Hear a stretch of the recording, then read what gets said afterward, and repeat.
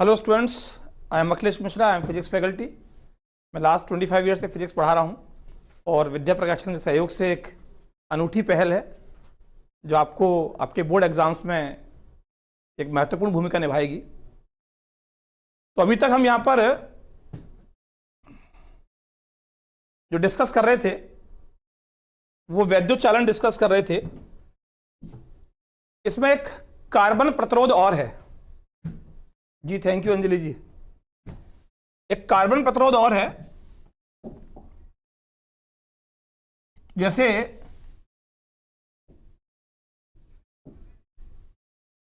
जो प्रतिरोध होता है उसमें 4 रिंग होती हैं, 1 2 3 और 4।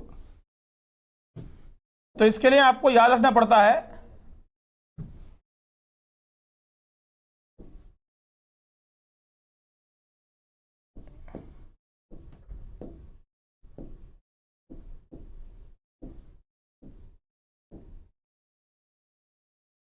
ये ब्लैक, ये ब्राउन, ये रेड, ये ऑरेंज, ये येलो, ये ग्रीन। सॉरी मैंने तो इंग्लिश में लिख दिया, sorry. Violet, grey and white. जानते भी होगे। नमस्कार सबको, सबको नमस्कार।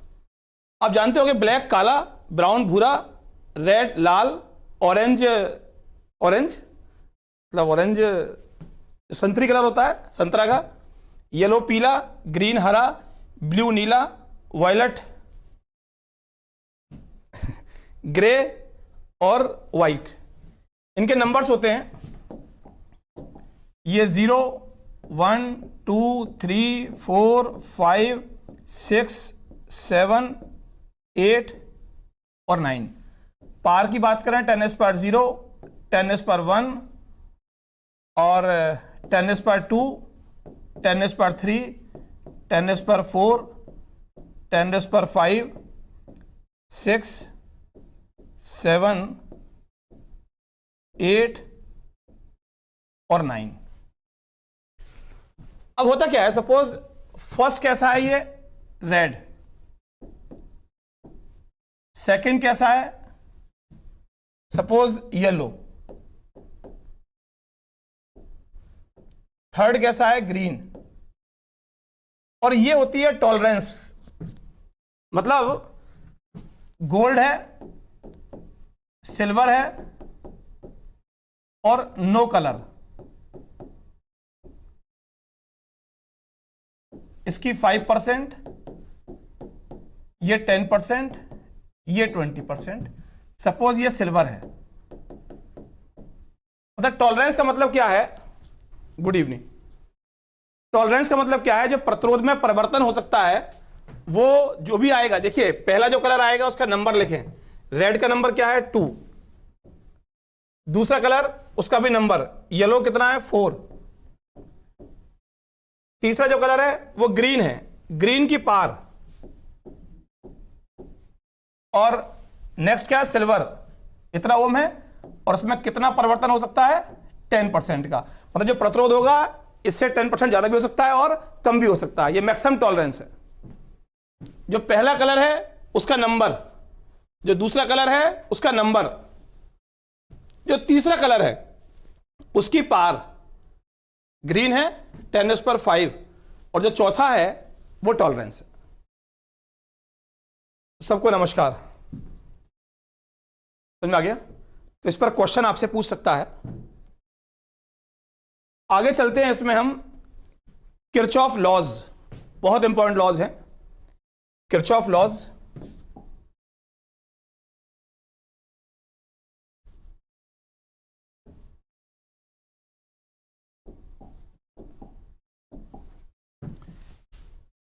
किरचॉफ के नियम।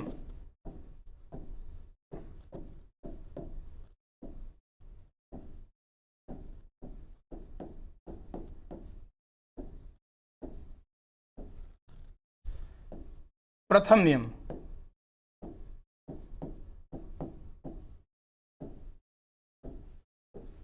धारा का नियम,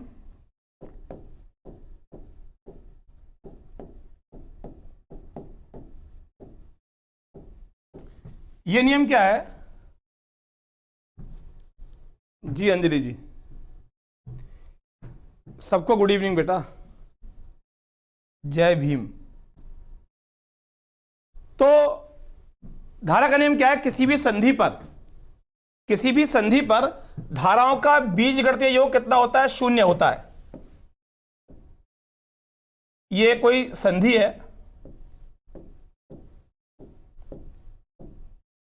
किसी भी संधि पर धाराओं का बीजगणितीय योग सिग्मा आई कितना होता है? 0 होता है।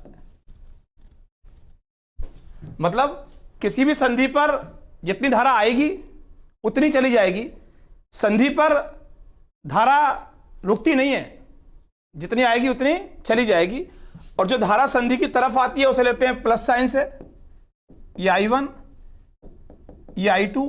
जो जाती है वो से माइनस साइन से, ये I3, ये I4, ये I5। तो क्या हो गया? I1 plus I2 minus I3 minus I4 plus I5 is equal to 0। जितनी धारा संधि पर आएगी उतनी चली जाएगी। जो धारा आती है उसे लेते हैं धनात्मक चिन्ह के साथ, जो जाती है उसे लेते हैं ऋणात्मक चिन्ह के साथ। और यह आवेश संरक्षण के नियम का अनुपालन करता है। यह हो गया आपका किरचॉफ का प्रथम नियम। और द्वितीय नियम,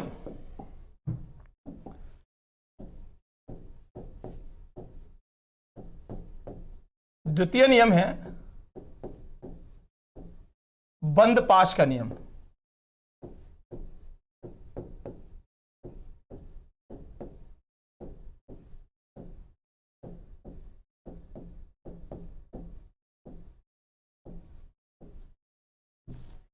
किसी भी बंद पाश में धारा और प्रतिरोधों के गुणनफलों का बीजगणितीय योग उस बंद पाश में कुल विभवांतर के सदिश योग के क्या होता है? बराबर होता है।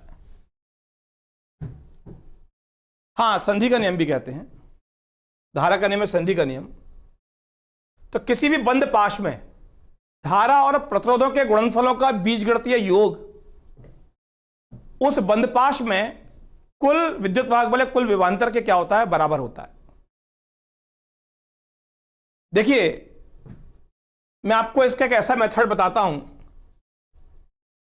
बेटा। किसी भी बंद पाश में, कोई भी बंद पाश है, ये एक परिपथ है, इसमें ये प्रतिरोध है, ये प्रतिरोध है, ये प्रतिरोध है, ये एक बंद पाश है, क्लोज्ड लूप है। तो किसी भी बंद पाश में धारा और प्रतिरोधों का गुणनफलों का बीजगणितीय योग, सबको जो धारा I है, प्रतिरोध R1 है, धारा I है, इसमें धारा I रहेगी, प्रतिरोध R2 है, धारा I है, प्रतिरोध R3 है, और ये क्या है? E।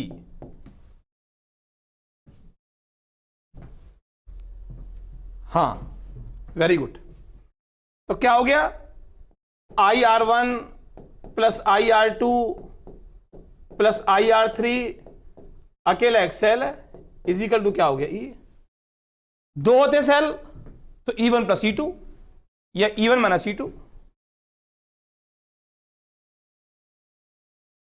बात समझ में आती है? लेकिन मैं आपको इसका एक ऐसा मेथड बता रहा हूं न्यूमेरिकल्स के लिए जो आपको बहुत बड़ी हेल्प देगा, आपको बहुत बड़ी हेल्प देगा। तो इसमें क्या है?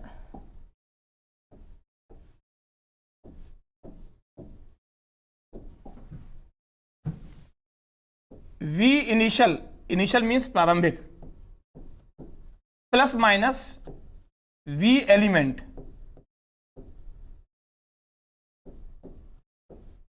Is equal to V final.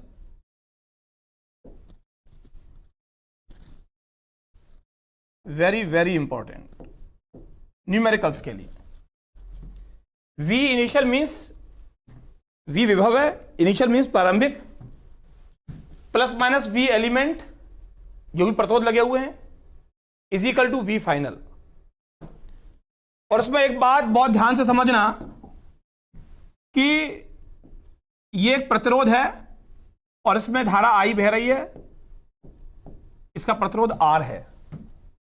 इसे किरचॉफ वोल्टेज लॉ भी बोलते हैं, किरचॉफ का वोल्टेज का नियम, किरचॉफ का विभव का नियम। और यह ऊर्जा संरक्षण के नियम का अनुपालन करता है। कुल ऊर्जा क्या रहेगी? जो ये ऊर्जा है sigma IR is equal to sigma V। प्रथम नियम आवेश संरक्षण, द्वितीय नियम ऊर्जा संरक्षण। अब बात समझना, यदि मैं KVL ऐसे लगा रहा हूं धारा की दिशा में तो V कितना आएगा? माइनस IR,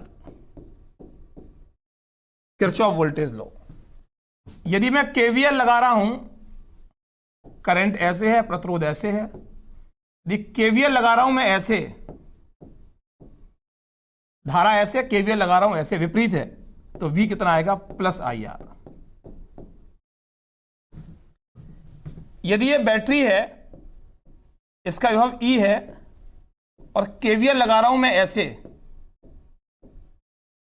तो V क्या आएगा? मैं ऐसे जा रहा हूं ना, ये प्लस है और ये माइनस है, बाद वाला क्या है? माइनस, तो मैं क्या बोलूंगा इसे? Minus E। और मैं KVL ऐसे जा रहा हूं, इधर लगा रहा हूं, ऐसे जा रहा हूं, फाइनल कैसा है? पॉजिटिव, तो V क्या आएगा? पॉजिटिव। V क्या आएगा? पॉजिटिव। बात समझ में आती है? धारा की दिशा में लगाऊंगा KVL माइनस, धारा की दिशा के विपरीत लगाऊंगा प्लस। इधर जा रहा हूं, फाइनल कैसा है? ऋणात्मक, तो V क्या आएगा? Minus E। इधर जा रहा हूं, पहले ये पड़ेगा बाद में ये पड़ेगा, फाइनल क्या है? प्लस, तो V कितना आ गया? Plus E।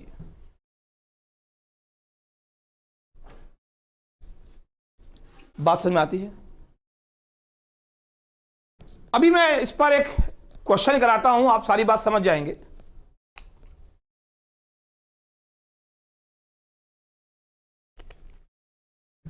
और बहुत काम की बात है बेटा ये, क्योंकि इसके न्यूमेरिकल से बच्चे डरते हैं। यदि आपने इस मेथड को लगा दिया तो आपको कभी कोई प्रॉब्लम नहीं आने की है। क्या ये एक परपथ है, ये एक प्रतिरोध लग रहा है, एक सेल ये, एक प्रतिरोध ये है, और एक प्रतिरोध ये है।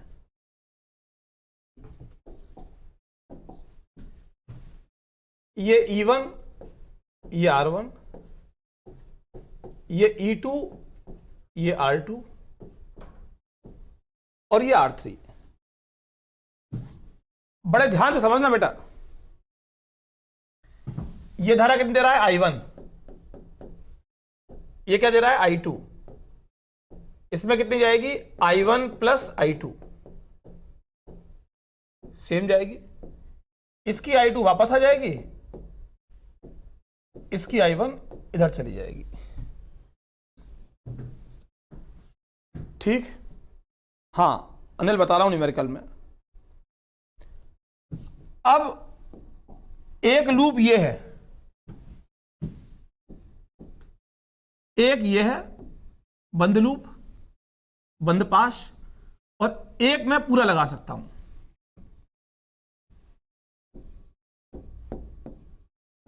बंद लूप,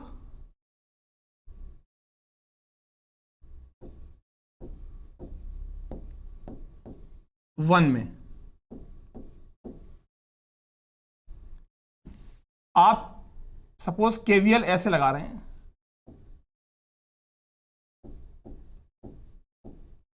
सपोज यहां से स्टार्ट कर रहे हैं, ऐसे जाके ऐसे जाके ऐसे जा रहे हैं, या यहां से प्रारंभ कर रहे हैं, ऐसे जाके ऐसे जाके ऐसे जा रहे हैं। बड़े ध्यान समझना। क्या बताया? वी इनिशियल, प्रारंभिक क्या? V A. यहां से गए, इधर घूम रहे हैं, ये क्या है? आप यहां चल रहे हैं, ये क्या है? फाइनल कैसा है? नेगेटिव। तो क्या लिया आपने? -E2। इधर जा रहे हैं, हमने क्या बताया? जब फाइनल देखेंगे, फाइनल कौन सा है? नेगेटिव। इधर केवीएल लगा रहे हैं, हम जा रहे हैं धारा के विपरीत। धारा ऐसे है, केवीएल लगा रहे हैं ऐसे। धारा ऐसे है, केवीएल लगा रहे हैं ऐसे, पॉजिटिव, प्लस I2R2। धारा ऐसे बह रही है, धारा की दिशा में -I1R1। फाइनल कैसा है? Positive, plus E1 is equal to VA। मेरी बात समझना, ये प्रारंभिक VA, अंतिम भी क्या? VA। यहीं से स्टार्ट किया, यहीं आ गया, ऐसे गया, फाइनल क्या है? Negative, plus minus V element है ना। VA ऐसे गया, ये क्या? माइनस, तो -E2। धारा के विपरीत जा रहा हूं, प्लस I2R2। धारा की दिशा में -I1R1। फाइनल क्या? E1 is equal to VA। VA से VA कैंसिल हो गया, तो I2R2 -I1R1 is equal to E1 -E2।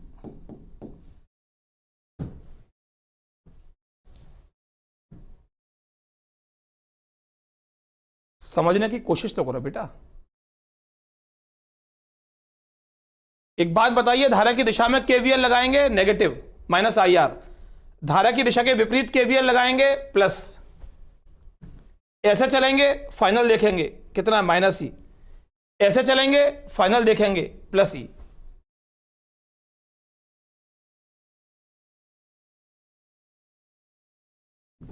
यहां से चले, VA, फाइनल देखा -E2। धारा के विपरीत +IR। धारा की दिशा में -IR। फाइनल कितना? E1। क्या आ गया? VA। Good evening Deepak Yadav ji.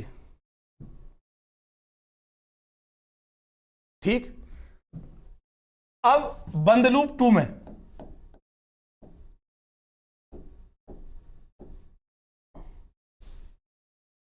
यहां से चले, VB, इधर जा रहे हैं, केवीएल ऐसे लगा रहे हैं,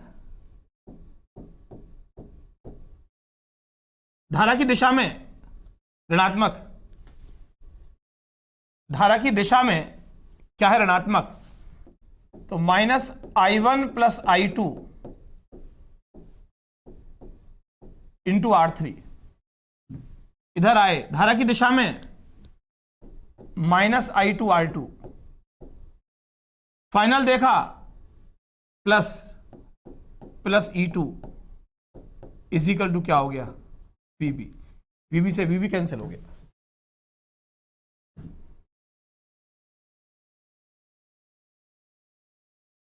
ओके, E2 -E1, तो -E1, ये +E2। गुड। इसको ध्यान से, इसका स्क्रीनशॉट ले लीजिए, ध्यान से इसको देखिए मैं क्या बता रहा हूं। आप इसको स्टडी कीजिए, फिर वहां लगाइए, और कैसा भी न्यूमेरिकल आए, कैसा भी, कितना भी कॉम्प्लिकेटेड न्यूमेरिकल आए, किरचॉफ के नियम का आपसे सॉल्व हो जाएगा। थोड़ा खुद भी काम करना बेटा, खुद भी काम करना, ठीक है?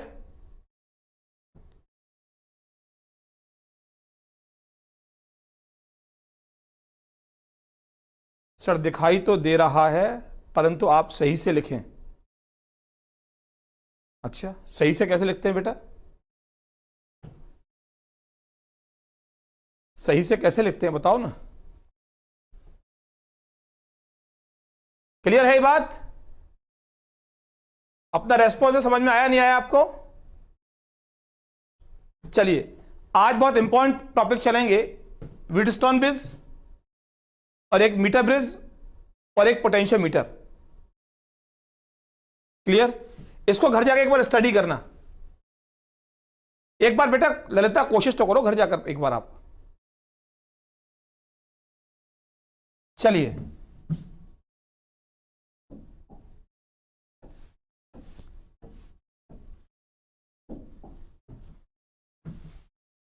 अब बता रहा हूं मैं आपको,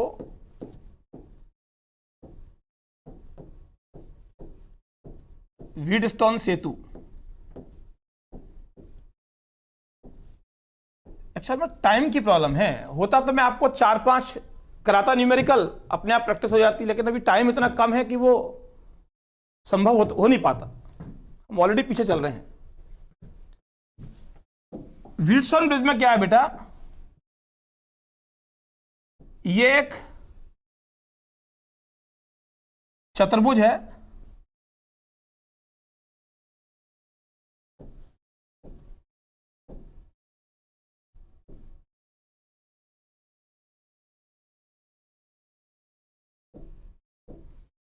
ABCD,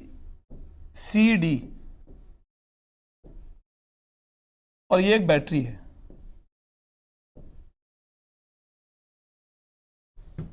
ये P, ये Q, ये R और ये S।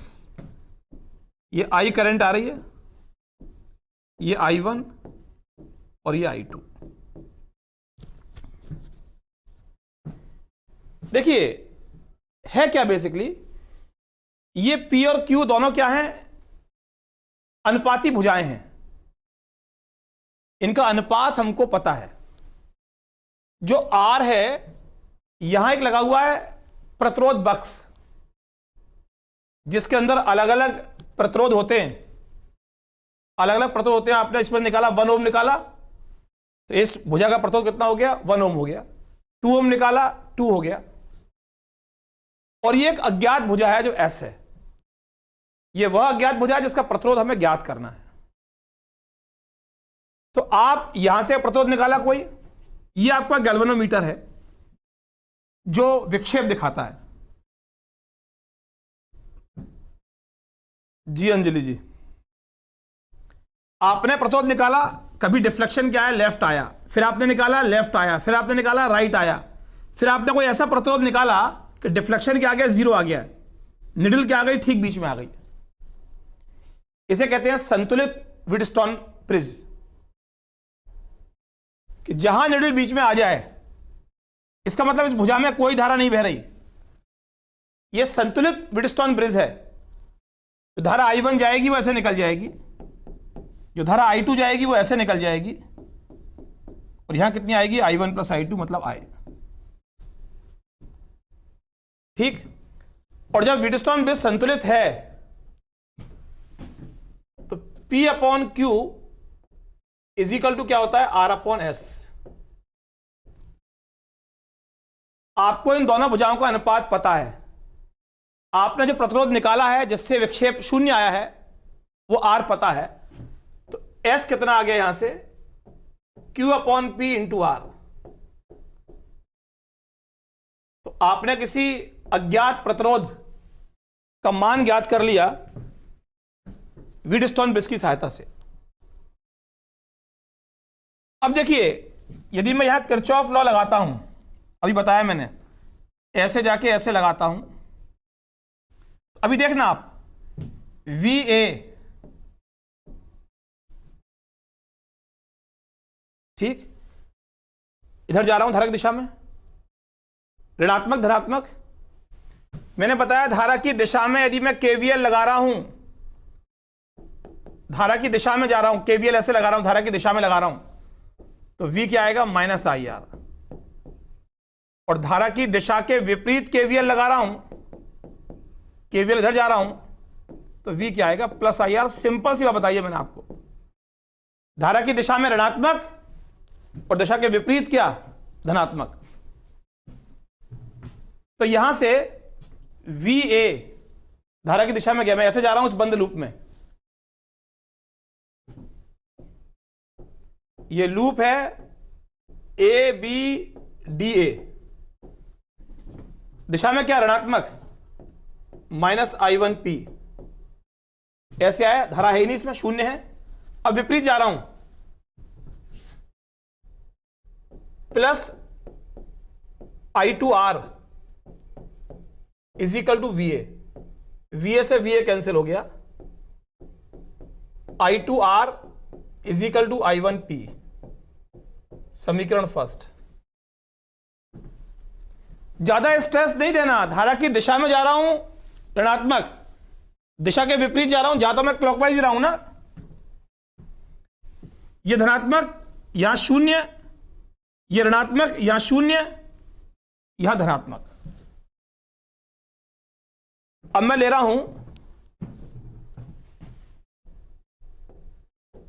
लूप BCDB, यहां भी मैं ऐसे जा रहा हूं, ऐसे लगा रहा हूं KVL, VB यहां से स्टार्ट किया, धारा की दिशा में क्या, ऋणात्मक, धारा की दिशा के विपरीत, धारा ऐसे जा रही है विपरीत, धनात्मक, इसमें 0 है, क्या आ गया, VB, VB से VB गया, I2S is equal to I1Q, दोनों को डिवाइड कर दिया, first upon second, I2R upon I2S, I1P upon I1Q, I1 से I1, I2 से I2, R upon S is equal to P upon Q, या P upon Q is equal to R upon S, hence proved. जो नियम बताया है उस पर घर जाकर काम करेंगे तो आपको बातें समझ में आएंगी।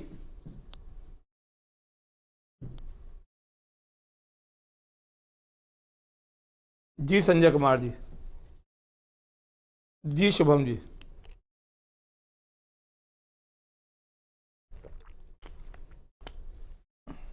इस पर ध्यान देना जो मैंने बताया आपको, किरचॉफ का नियम जिस तरह बताया है, घर जाके रिकॉर्डेड लेक्चर दोबारा देखना, बात समझ में आएंगी आपको। ठीक, क्लियर है बच्चों? चलिए यहां से बता रहा हूं मैं आपको मीटर सेतु,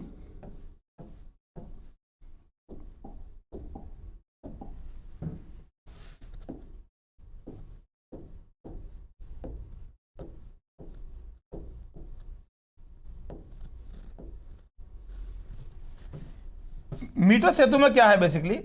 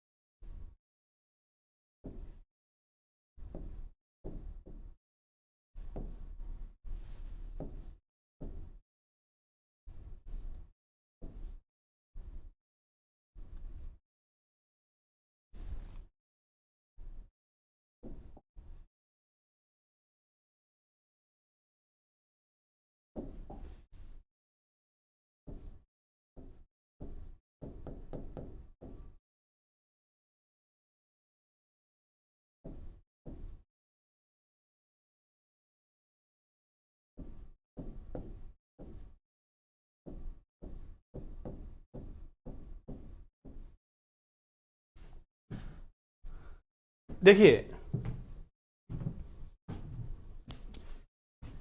ये आपका व्हीटस्टोन ब्रिज है,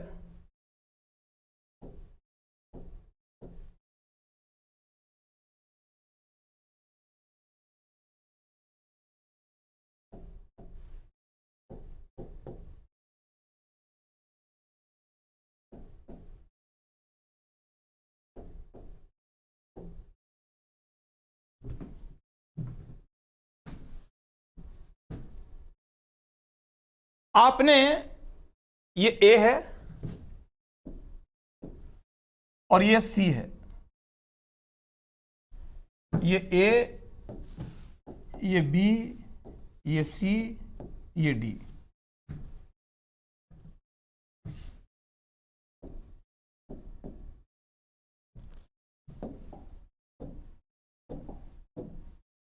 देखिए बड़े ध्यान से समझना बच्चों इस बात को। ये रेजिस्टेंस बॉक्स है, प्रतिरोध बॉक्स है, ये अज्ञात प्रतिरोध है, ये 1 मीटर लंबाई का मैग्नीन या कॉन्स्टेंटन मिश्र धातु का तार है, जिसका प्रतिरोध ताप गुणांक 0 होता है, अल्फा 0 होता है। मतलब इसके प्रतिरोध ताप बढ़ाने से धारा बहेगी तो तार गर्म होगा, लेकिन इसके प्रतिरोध पर प्रभाव क्या होगा? 0 होगा। आपने क्या किया? रेजिस्टेंस बॉक्स से कोई रेजिस्टेंस निकाला, इस पर स्लाइड कराया, कभी डिफ्लेक्शन लेफ्ट कभी राइट, फिर निकाला कोई अन्य प्रतिरोध, स्लाइड कराया, कभी डिफ्लेक्शन लेफ्ट कभी राइट। आपने एक ऐसा प्रतिरोध निकाला जिसके निकालने के बाद स्लाइड कराने पर एक बिंदु ऐसा मिल गया जहां गैल्वेनोमीटर का रीडिंग कितनी आ गई? 0 आ गई। अब ये क्या है? संतुलित व्हीटस्टोन ब्रिज है। ये जो ये भुजा है ए बी, ये क्या है? पी। ये ए बी, ये क्या है? पी। जो बी सी, ये क्या है? क्यू। ए और डी के बीच में क्या? आर। ए और डी के बीच में क्या? आर। सी और डी के बीच में क्या? अज्ञात प्रतिरोध। सी और डी के बीच में क्या? अज्ञात प्रतिरोध। और ए और सी के बीच क्या? बैटरी। ए और सी के बीच क्या? बैटरी। जब P upon Q R upon S के इक्वल हो जाएगा तो ये संतुलित व्हीटस्टोन ब्रिज बन जाएगा और गैल्वेनोमीटर की रीडिंग कितनी आएगी? 0 आएगी। तो इस अवस्था में मैं लिख सकता हूं, जब उसका विक्षेप 0 आ रहा है, P upon Q is equal to R upon S. और जो ये तार AC है, इसका जो अनुप्रस्थ काटे क्षेत्रफल है वो A है, और इसका विशिष्ट चालकता इसकी रो है, जैसे आपने पढ़ा है R is equal to rho L upon A. तो प्रतिरोध क्या है इसका? इस भाग का P है, तो P इज इक्वल टू कितना आ गया? रो एल अपॉन ए। और Q भाग का BC का प्रतिरोध कितना आ गया? Rho 100 minus L upon A. अरे पढ़ाया था आपको R is equal to rho L upon A.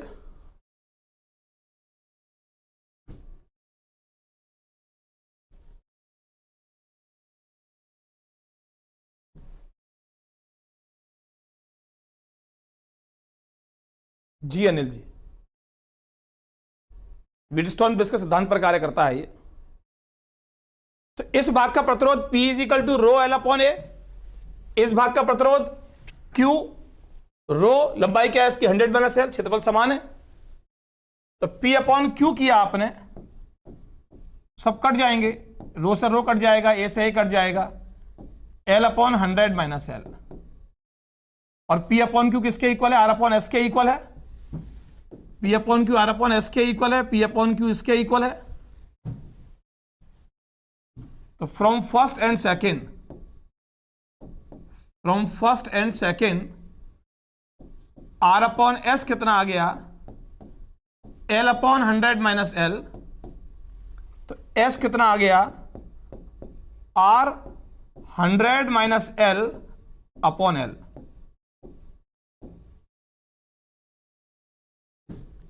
Are पता है आपको, जो आपने इससे प्रतिरोध निकाला है उस आर का मान पता है।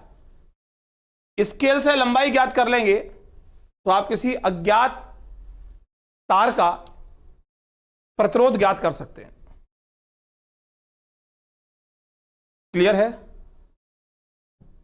डाउट तो नहीं किसी को?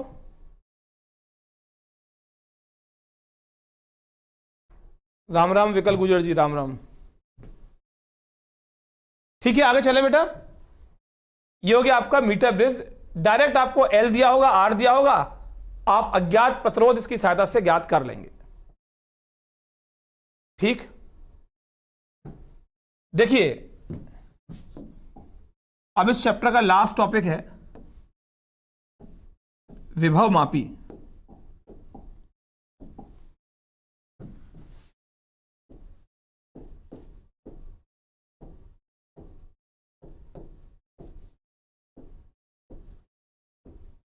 इसे बोलते हैं पोटेंशियोमीटर।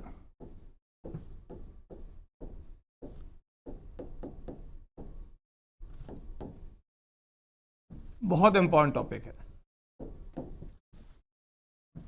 और बच्चों को इसका कॉन्सेप्ट नहीं क्लियर होता तो न्यूमेरिकल करने में दिक्कत आती है। इसको मैं आपको और तरह समझाने की कोशिश कर रहा हूं। यह किसी अज्ञात सेल का विद्युत वाहक बल या दो बिंदुओं के बीच विभवांतर ज्ञात करने के काम आता है। आपके दिमाग में एक प्रश्न उठता है कि सर यह काम तो वोल्टमीटर भी करता है, फिर विभव मापी की क्या आवश्यकता है? विभव मापी की आवश्यकता क्या? यदि वोल्टमीटर वही काम कर रहा है तो मैं आपको एक अंतर बता रहा हूं। मैंने समझाया था आपको कि सेल जो कुल ऊर्जा देता है, जो सेल कुल ऊर्जा देता है वो क्या होता है? ई, एकांक आवेश को प्रवाहित करने में। जो बाहर यूज होती है वो क्या है? वी। और जो अंदर सेल के अंदर वेस्ट होती है वो क्या है? Small we. ई विद्युत वाहक बल, वी टर्मिनल विभवांतर और स्मॉल वी विभव पतन। जो सेल ने कुल ऊर्जा दी वो E इज इक्वल टू कितनी है? V plus small V. ये यूज हो रही है और ये वेस्ट हो रही है। और मैंने बताया था धारा समान बहेगी चाहे सेल के बाहर या सेल के अंदर। तो बाहर V है तो प्रतिरोध क्या है? R है। V is equal to I R. और अंदर स्मॉल v है तो प्रतिरोध क्या है? I into small R. तो यहां से जो बाहर ऊर्जा मिल रही है वो E टोटल माइनस जो अंदर वेस्ट हो रही है, और स्मॉल v की वैल्यू क्या है? I into R. तो V इज इक्वल टू क्या होता है? E minus I R. जो बाहर ऊर्जा मिलती है वो टोटल में से जो अंदर वेस्ट हो रही है उसे आप माइनस करेंगे। अब है क्या? ये एक सेल है और मुझे सेल का दोनों क्या ज्ञात करना है? इसका विद्युत वाहक बल। तो मैंने लगा दिया एक वोल्ट मीटर, मैंने लगाया एक वोल्ट मीटर। देखिए ये E है, ये स्मॉल r है। I इज इक्वल टू कितना होता है? V upon R. I is equal to V upon R होता है। बड़े ध्यान समझना। तो वोल्ट मीटर का प्रतिरोध होता है, अनंत नहीं होता। वो तो आदर्श वोल्ट मीटर हम इमेजिन करते हैं कि उसका प्रतिरोध अनंत है। यदि प्रतिरोध है तो धारा बहेगी, तो धारा बहेगी, और धारा बहेगी। देखिए आई आर कब शून्य होगा? या तो आर आई शून्य हो या आर शून्य हो। आंतरिक प्रतिरोध हर सेल का होता है। यदि मैं ऐसे कर दूं कि किसी सेल को ऐसे कर दूं, ये सेल ऐसे है, अब आई कितना है? 0। अब इसका V और E दोनों क्या आएंगे? इक्वल आएंगे। जो बाहर देने के लिए ऊर्जा है वो टोटल उपलब्ध है, लेकिन यदि परिपथ में धारा बहेगी तो अंदर आई आर वेस्ट होगा, और अंदर आई आर वेस्ट होगा तो बाहर जो मिलेगा वो E माइनस आई आर मिलेगा। लेकिन जो मेजर करेगा, नापेगा, वो E माइनस आई आर नापेगा, E नहीं नापेगा, कुछ कम नापेगा। हां, यदि वोल्ट मीटर का प्रतिरोध होता अनंत, R होता अनंत, तो क्या होता? I is equal to V upon अनंत। 1 अपॉन अनंत कितना होता? 0। तो I क्या होता? 0। तो ये जो वोल्ट मीटर है वो सेल का एग्जैक्ट EMF, एग्जैक्ट विद्युत वाहक बल मेजर करता, लेकिन वोल्ट मीटर ऐसा नहीं कर पाता। वोल्ट मीटर ऐसा नहीं कर पाता। ऐसे ही ये कोई परपथ है, ये कोई प्रतिरोध है, इसमें सपोज करंट जा रही है 2 एम्पियर, प्रतिरोध है इसका 3 ओम। तो यहां V कितना आएगा? V is equal to I R. यहां कितनी ऊर्जा व्यय हो रही है? 2 इंटू 3, 6 वोल्ट। और आपने इसको नापने के लिए यहां लगा दिया एक वोल्ट मीटर। अब वोल्ट मीटर का प्रतिरोध है तो कुछ धारा इसमें जाएगी। यदि प्रतिरोध है धारा जाएगी। धारा कब नहीं जाएगी, शून्य कब होगी, जब R अनंत होगा। तो यहां पर जब इसका जैसे आपने लगाया तो इसमें कुछ धारा गई, सपोज 0.5 गई, तो इसमें कितनी गई 1.5,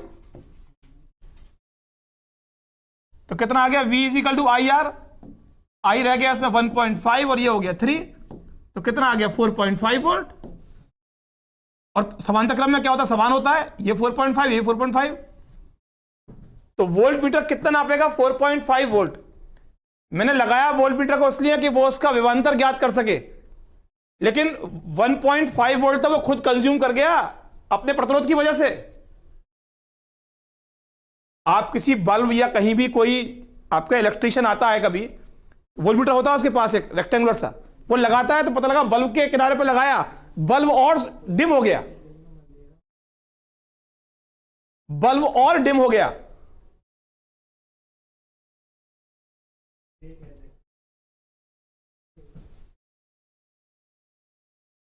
बात समझ रहे हैं? तो वोल्ट मीटर न तो एग्जैक्ट किसी अज्ञात सेल का विद्युत बल नाप सकता है और न दो बिंदुओं के बीच विभवांतर ज्ञात कर सकता है। इसके लिए हमारे पास जो यंत्र है वो क्या है, विभव मापी, जो किसी अज्ञात सेल का बिल्कुल एग्जैक्ट विद्युत वाहक बल नापता है और दो बिंदुओं के बीच एग्जैक्ट क्या नापता है, विभवांतर। इसको समझना बहुत जरूरी है, बहुत इंपॉर्टेंट टॉपिक है। मतलब बच्चे इसको विजुलाइज नहीं कर पाते, बेसिकली याद तो कर लेते हैं लेकिन विजुलाइज नहीं कर पाते। तो समझना विभव मापी क्या होता है।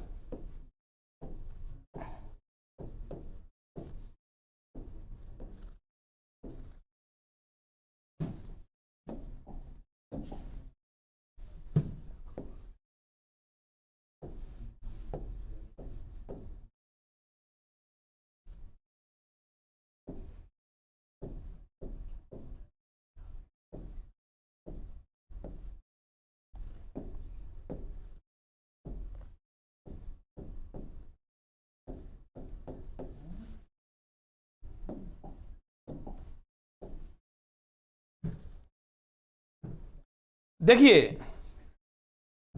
अंजलि जी, माफी नहीं मापी। देखिए है क्या, इसमें एसी एक तार है मैग्नेट या कांस्टेंटन का, जिसकी लंबाई 4 से 12 मीटर कुछ भी ले सकते हैं।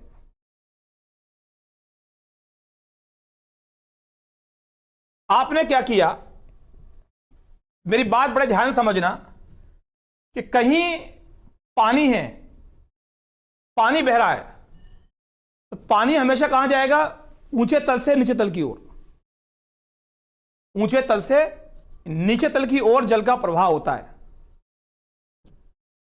आपने इस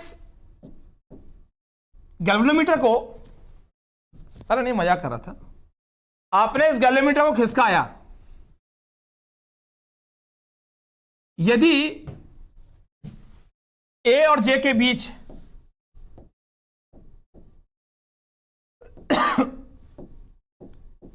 जो विभवांतर है,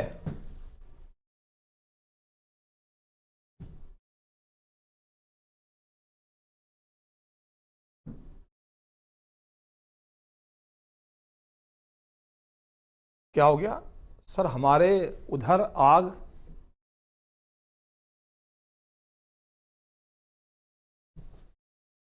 देखिए क्या लिख रहे हैं आप, ए और जे के बीच आपने किसी बिंदु पर देखा डिफ्लेक्शन क्या आ रहा है, लेफ्ट आ रहा है। किसी बिंदु पर देखा डिफ्लेक्शन क्या आ रहा है, राइट आ रहा है। यदि ए और जे के बीच विभवांतर ज्यादा है, किससे, ई से, ये ज्यादा है ये कम है, तो जो यहां से करंट आएगी, यहां विभवांतर ज्यादा है, तल ज्यादा है, यहां कम है, तो करंट ऐसे निकल जाएगी, ये रास्ता ले लेगी और डिफ्लेक्शन आ गया एक साइड में। यदि ए और जे के बीच विभवांतर ज्यादा है, ये कम है, तो यहां तल ज्यादा है, यहां तल कम है। अच्छा, तो यहां से करंट जो आ रही है, करंट जहां तल कम है वहां से निकल जाएगी। देखिए यदि वी ए जे आपने फिर से खिसकाया, किसी अलग पॉइंट पर ले गए आप, यदि ई बड़ा है, आप यहां से किसी और पॉइंट पर ले गए, यदि ई बड़ा है या छोटा है तो जो करंट है वो ऐसे जाके ऐसे निकल जाएगी,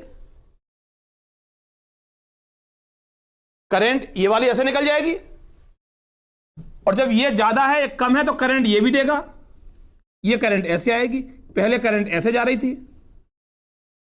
हमेशा उच्च से निम्न की ओर जाएगी। देखिए ये बात आपको एग्जाम में नहीं पूछेगा, मैं केवल जो बच्चे समझना चाहते हैं उनको विजुलाइज करने के लिए करा रहा हूं, वरना कराने को डायरेक्ट बोल दूं मैं कि हाँ बेटा ये इसके बराबर होता है। लेकिन क्लास में कुछ बच्चे ऐसे होते हैं जो पूरे कॉन्सेप्ट को सीखना चाहते हैं, जो उनको आगे हेल्प करता है। यदि ई बड़ा है ये छोटा है, अब ये छोटा है ये बड़ा है, पहले तो करंट इसकी ऐसे जाएगी और जितनी करंट जाएगी वापस आ जाएगी, और ये वाली करंट ये तो बड़ा है यहां तो जाएगी नहीं, ऐसे निकल के ऐसे आ जाएगी। हम एक ऐसा बिंदु ढूंढते हैं, ऐसे खिसकाते हैं जहां इसमें डिफ्लेक्शन क्या आ जाए, जीरो आ जाए। अर्थात यदि जीरो आ गया तो इसका मतलब ए और जे के बीच जो विभवांतर है वो सेल के विद्युत वाहक बल के बराबर है। इसके बीच विभवांतर और ये बराबर, दोनों बराबर है तो करंट देगा नहीं, और जब ये और ये बराबर है तो ये करंट नीचे क्यों जाएगी, यहीं से निकल जाएगी, ये करंट ऐसे निकल जाएगी। तो ना तो जब दोनों बराबर हैं, वी और जे के बीच विभवांतर इसके विद्युत वाहक बल के बराबर है तो ये करंट देगा नहीं। करंट कब बहती है, जब विभवांतर होता है, विभव में अंतर होता है, ये और ये दोनों बराबर हैं, ये करंट देगा ही नहीं। और जब ये और ये दोनों बराबर है, जब करंट आ रही है, रास्ता पहला वाला मिल रहा है वैसे निकल जाएगी, यह जाएगी क्यों, तो ना इसने करंट दी ना करंट ली, इसका मतलब इसका आई आर कितना आ गया, जीरो, और V इज इक्वल टू कितना होता है, E माइनस आई आर। जब आई आर आ गया जीरो तो V is equal to E, अर्थात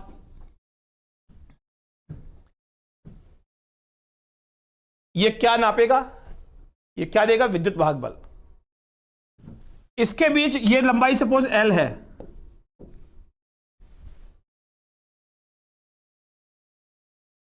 अंजलि शर्मा जी सब नोट तो करा रहा हूं, बाकी वहां से देख लो, काफी आपको ई विद्या पर जो आपको मिल जाएगा। मेरी बात समझे नहीं समझे, आपको बेसिक बात क्या ध्यान रखनी है कि एक ऐसा बिंदु ढूंढना है इसको खिसकाने में कि जहां इसमें डिफ्लेक्शन जीरो आ जाए। इस कंडीशन में ए और जे के बीच विभवांतर सेल के विद्युत वाहक बल के इक्वल है, अर्थात E is equal to V A जे।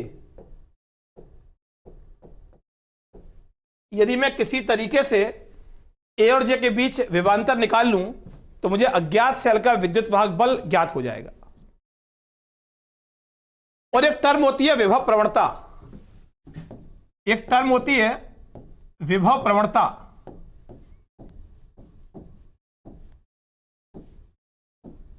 यह क्या होती है, K is equal to V upon L।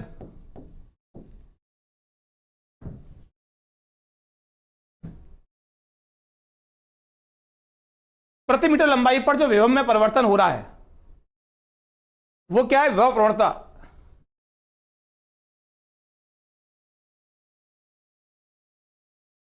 बात समझे, यदि पूरे वायर का K निकालना है तो पूरे वायर की लेंथ सपोज L है, और यदि मैं V निकाल लूं A और C के बीच तो क्या आ जाएगा, K आ जाएगा। और V कैसे निकालूं A और C के बीच, मैं पूरे वायर का निकाल रहा हूं VAC पूरे वायर का, तो पूरे वायर की लंबाई क्या है, L। और